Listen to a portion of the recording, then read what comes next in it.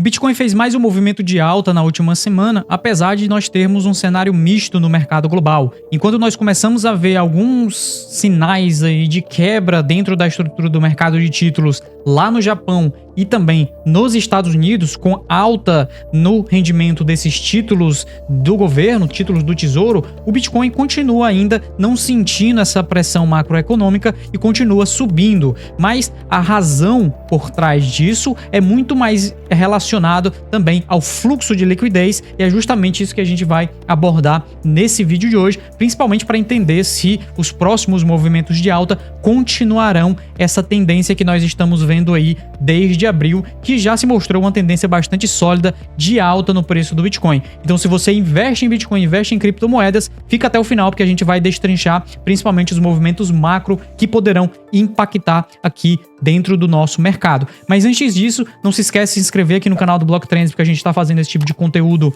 todas as semanas e vai ser bastante interessante você continuar acompanhando aqui, principalmente se você tem uma visão mais de longo prazo. Aproveita para deixar o sininho ativo, porque aí você recebe notificações de quando a gente publicar novos materiais, e deixa o seu like aí também, caso você ache esse conteúdo interessante. O primeiro ponto que eu queria citar aqui nesse vídeo de hoje é principalmente sobre a China. E nós estivemos vendo aí ontem, na verdade, a China fez mais um corte na sua taxa de juros. Esses cortes não são algo diferente, não é algo novo, porque, na verdade, em 2024, a China já fez cortes similares a esse daqui, e esses cortes são principalmente nas taxas de juros de depósitos dos bancos estatais lá da economia chinesa. E esse corte é interessante porque, primeiro, é o primeiro movimento em 2025 desse formato, ou seja, de corte na taxa de juros, mas em 2024 nós tivemos aqui cortes similares nas taxas de juros de 5 e na taxa de juros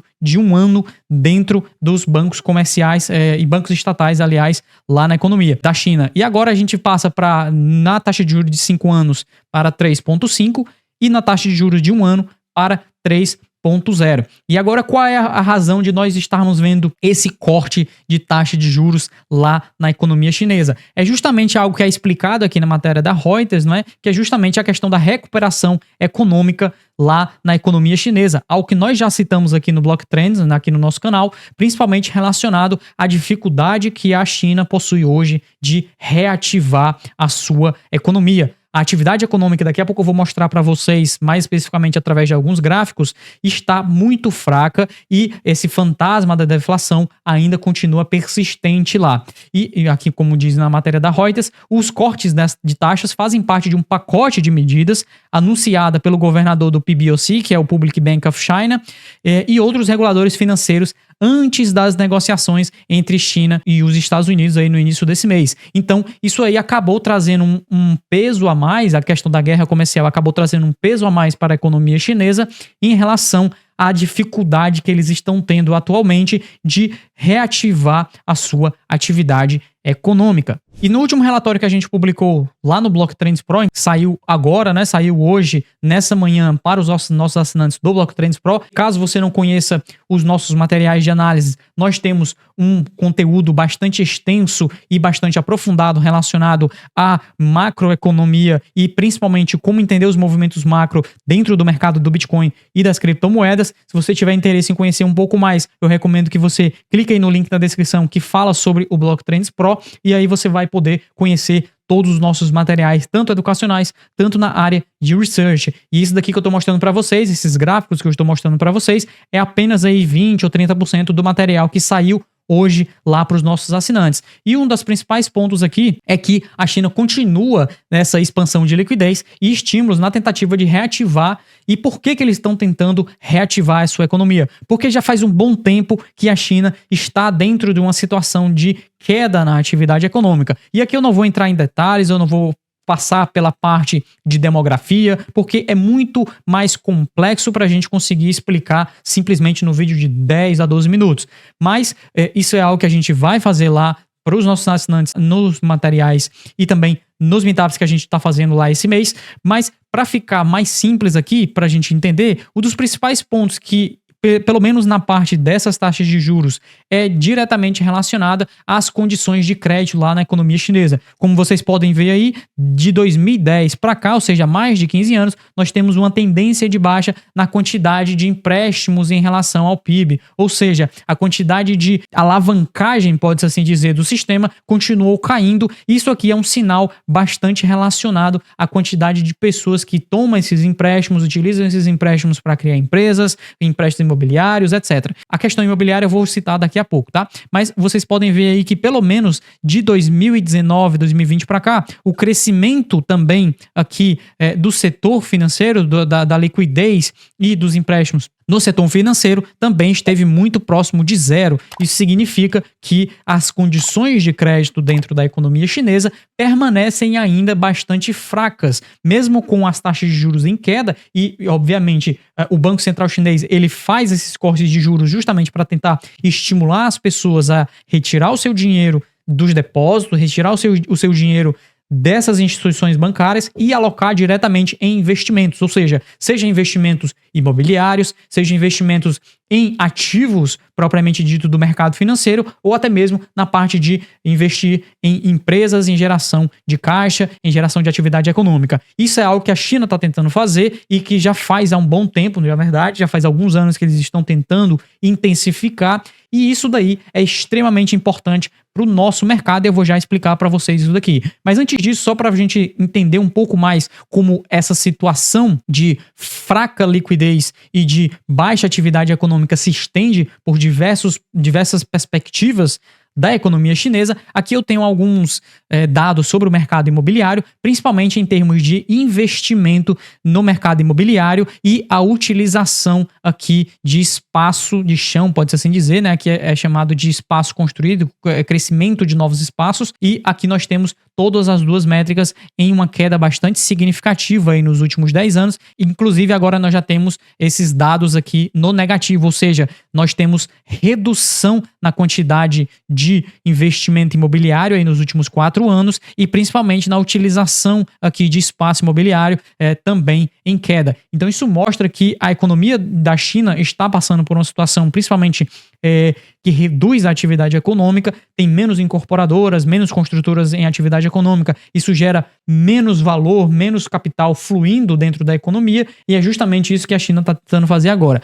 E por que eles têm essa possibilidade, tem espaço inclusive, para conseguir injetar liquidez, que esse é o ponto principal que aqui a gente precisa entender e que vai, obviamente, impactar diretamente no preço do Bitcoin. Porque atualmente a inflação chinesa, ou seja, a inflação de preços da economia chinesa, ainda está bem próxima ali do zero no núcleo, né? E está abaixo de zero na inflação principal, ou seja, no headline, a inflação o CPI, pode-se assim dizer, lá da China. Vocês podem ver aqui nesse gráfico que nós temos um cenário de deflação nos últimos meses lá na economia chinesa e o núcleo da inflação, que aí pega uma cesta de ativos um pouco menor, né? Se eu não me engano, tira alimentos e energia, ainda está também muito próxima de zero, tá? Aqui na faixa de 0,5, não chega nem a 1%. Então, nós temos um cenário onde essa deflação de preços é causada principalmente por redução da atividade econômica e abre espaço, abre margem para o Banco Central Chinês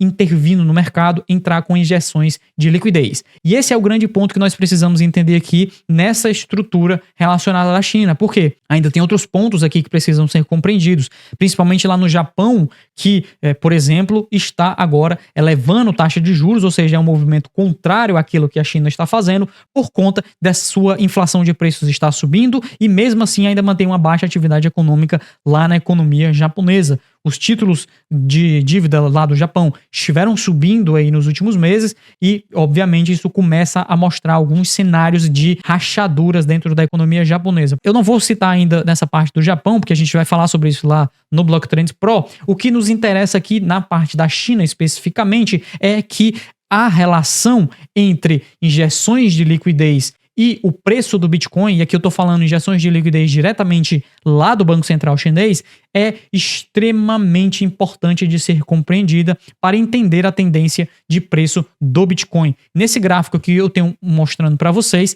as injeções de liquidez por parte do Banco Central da China, o PBOC, e o preço do Bitcoin. E uma das coisas que é mais importante, mais gritante de perceber nesse gráfico é justamente que esses períodos de alta no preço do Bitcoin, tá? Então vocês podem ver aqui, ó, esses períodos de expansão de preço no Bitcoin, eles ocorrem justamente em cenários onde há uma maior expansão de liquidez também e injeção de liquidez propriamente dito na economia chinesa. Isso daqui mostra que, por mais que existam vários fatores, e obviamente eu não estou dizendo que as injeções de liquidez lá da China são os únicos causadores da alta do Bitcoin, não é isso, mas quando a gente estuda macroeconomia, estuda esse mercado, é preciso compreender o cenário como um todo. É preciso compreender todas as peças que compõem essa nossa estrutura de mercado e essa é uma das peças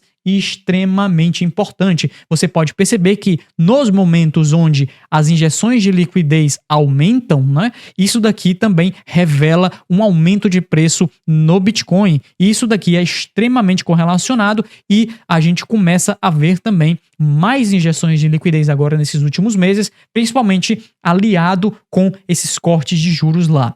Mesmo que na China ainda não seja totalmente liberado o uso de criptomoedas e a negociação de criptomoedas lá, porque há algum tempo atrás o governo chinês acabou banindo e acabou proibindo boa parte dessas negociações e interações com o nosso mercado, através de Hong Kong, que ainda tem uma determinada autonomia ali em relação à China, isso acaba fluindo esse capital e esse capital acaba eventualmente também fluindo para ativos. Então, como esse capital não está sendo investido diretamente na economia chinesa, principalmente porque ela está em desaceleração, ele acaba fluindo também para outros locais no mundo e isso daqui acaba impactando outros ativos financeiros. E quando nós estamos falando no Bitcoin propriamente dito, o Bitcoin é o ativo mais global que existe atualmente e é natural que ele acabe absorvendo parte desses fluxos, não é? Atualmente a gente tem, pelo menos no último valor aqui que eu registrei, mais de 132 bilhões de dólares sendo injetados aqui